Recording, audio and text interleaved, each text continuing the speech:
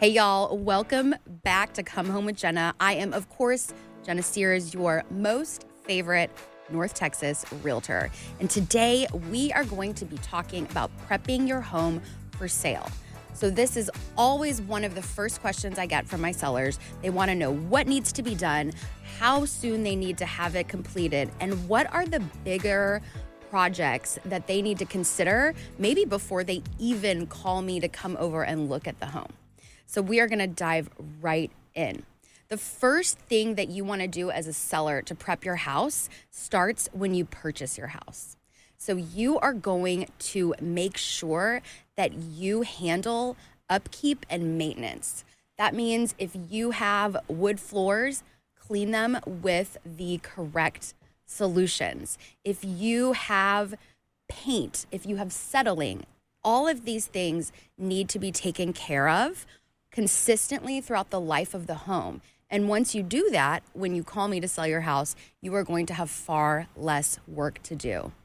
The other thing I want to encourage as far as maintenance goes is to make sure that your HVAC is getting serviced once a year, once every other year. Just take care of those big pieces of equipment because they are expensive, and that is where a lot of the value of your home lies. So while you might be tempted to go ahead and do a full gut job or kitchen remodel when you go to sell so that you can increase your profit, the return on investment is probably not what you would think that it is. So we want to make sure that all of your maintenance is kept up with throughout your home ownership process so that your home is ready for the next person.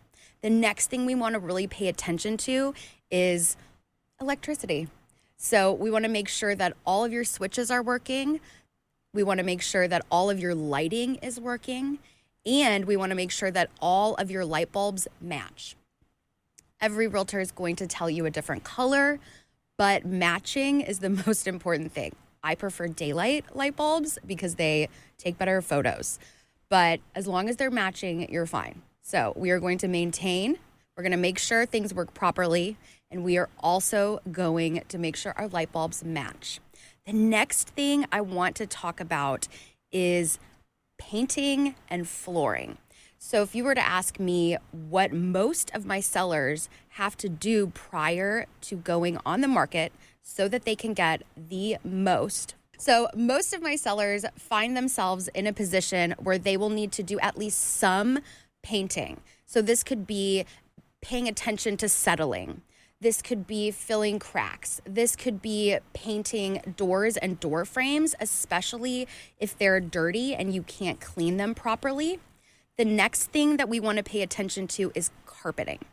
So a lot of people don't love carpeting. Typically, we're going to find carpet in bedrooms, and we want to pay close attention to the care of that carpet. Because if you do not care for it, you will most likely be replacing it prior to going on the market. It makes the house look better, it makes the house smell better, and paint does the same thing. So after you get kind of those bigger projects out of the way, then you are going to go through and you are going to deep clean. This isn't just tidying. This is you want to scrub your house. I have a longer list of each item and what we want to do in each room. So what are we going to do in a master bathroom? What are we going to have cleaned in a kitchen? Things to pay attention to. Your oven. Clean your ovens, friends. Please. Nobody wants to walk in to your beautiful kitchen, beautiful countertops, and not be able to see through that glass in the oven. Make sure that things like that get done. So once you've done a deep clean, you've paid attention to any maintenance that might need some attention, then you are going to have your windows cleaned on the inside and the outside. And you want to do this preferably as close to picture day as possible because it makes a massive difference. Here in Texas, we have a lot of sunshine and it is hot, and we all want to keep our electric bills down if we can. So a lot of people will use what's called a solar shade. And those shades, I typically recommend taking those off when you go to sell your house. So when you have the window cleaners come, you want to remove those shades because that's going to allow the most light possible in the house. It doesn't matter which direction your house faces if you can't see. The light is so important. So we're going to pay attention to windows. We're going to pay attention to lighting. We're going to make sure that our light bulbs match. And we're going to make sure that your house looks the best that it can.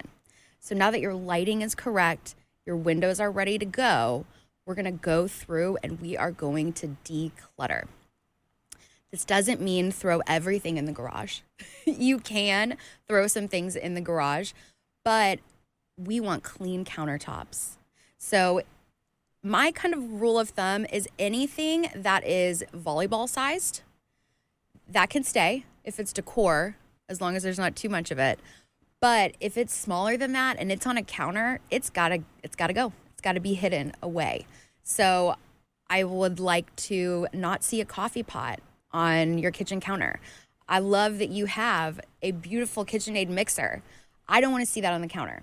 I want clear countertops because we want to give your buyer the best option as far as what their items they would bring in. So we want to make sure that your space is neat and clear. The other thing when it comes to countertops is in the bathroom. So on picture day, I would recommend that you do not even have soap out on that countertop. You don't have towels out. You don't have bathroom rugs out, especially the little terry cloth ones. No, we want to have clean and clear spaces, and we want to be able to see flooring, and we want your buyer to really be able to envision themselves in this space. So now that you have checked on all your lighting, you have made sure that all maintenance is up to date, your HVAC is functioning, and your counters are cleared off, we are going to go to landscaping now. So they say that you have about 8 seconds. That is how long a buyer is going to take before they decide if that they're going to purchase this house or they love it or they're not. So a lot of those 8 seconds are spent walking up to the front door. So if your front door needs some refreshing, refresh it. A new coat of paint goes a long way on a front door. The next thing that is super important is a pop of color and landscaping. So landscaping is something that I always encourage for my sellers because it's the only thing that has a higher than 100% ROI, meaning what you spend, you will most likely recoup and then some. It is going to set the mood and the tone for your buyer's experience when they come in that front door. So fresh porch, fresh colors, make sure that all of those little toys and bikes and anything that doesn't permanently belong in your yard needs to be moved away. That is the perfect place to use your garage. So bikes, whatever, rollerblades, whatever you like, just don't leave it in your front yard. And make sure that your lawn is cut and maintained throughout the period of time where your house is listed. The next thing that is very helpful is to find your survey. So that is a piece of paper that we are all going to need, and it is most likely in the packet of closing docs that you received when you purchased your home. So you are going to find that survey because I'm going to ask for it, and then we're going to list your house. So let's review really quickly. We're going to take great care of our homes to begin with, because that's going to immediately get rid of all the prep or a lot of the prep work. We are going to deep clean. We are going to declutter. We are going to make sure that we have great lighting and clean windows. We are going to make sure that any painting that needs to be completed is done. And we are going to make sure that our flooring is looking as wonderful as it possibly can. And last but not least, you are going to make sure you have some curb appeal. Stick with me. We are about to head out for a very short break. And when we get back, we're going to talk to producer Riley, who is excited about potentially selling her home. So she's got some questions for me. Welcome back. Thank you for sticking with us. Today, we are talking about what you need to do to prep your home before it goes on the market for sale. So we covered a little bit of just some basics, and now we're going to talk to producer Riley, and she has some questions for us on this topic. Hey, Jennah. So I actually had a couple questions while you were talking. I'd love to ask you. Should I be removing my family photos, personal photos? What are your thoughts on that?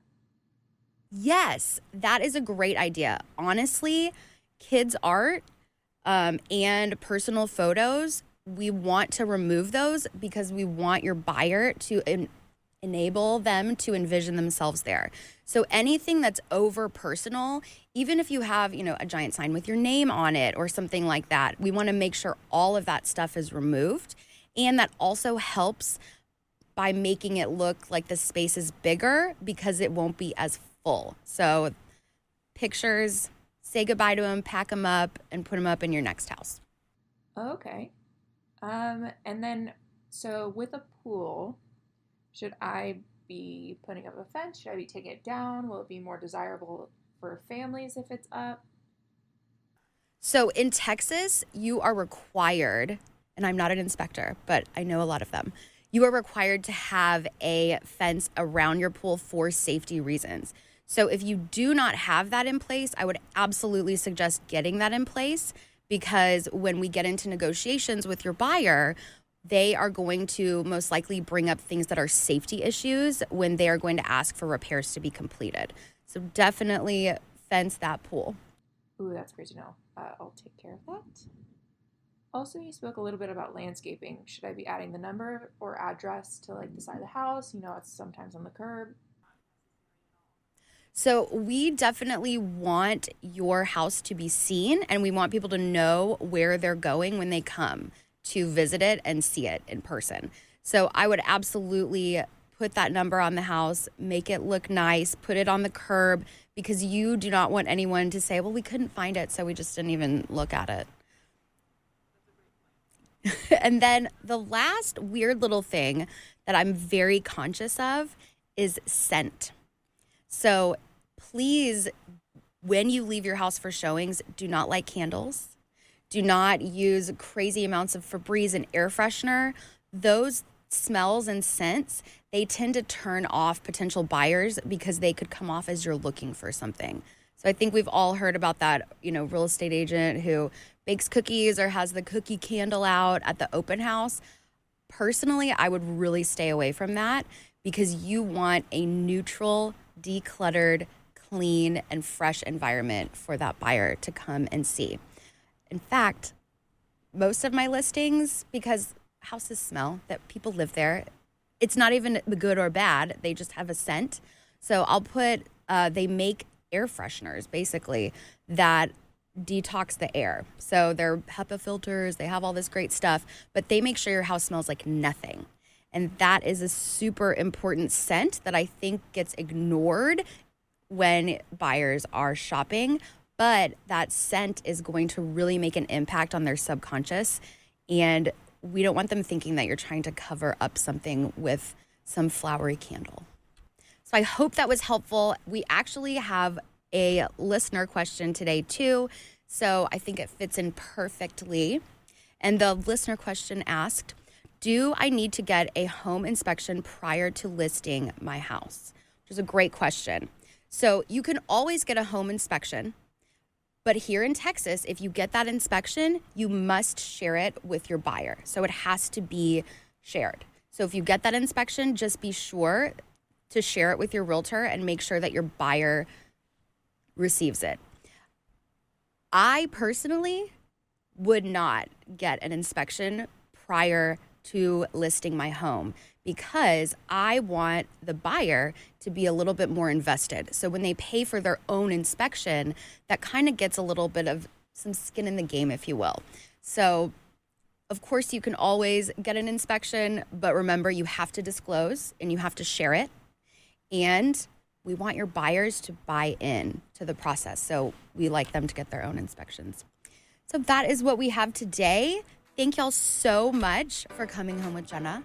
Do not forget to like, follow, share with a friend, and I want to hear all your seller questions. So let me know if we didn't cover something and you want to know about it. I'll see you guys next time.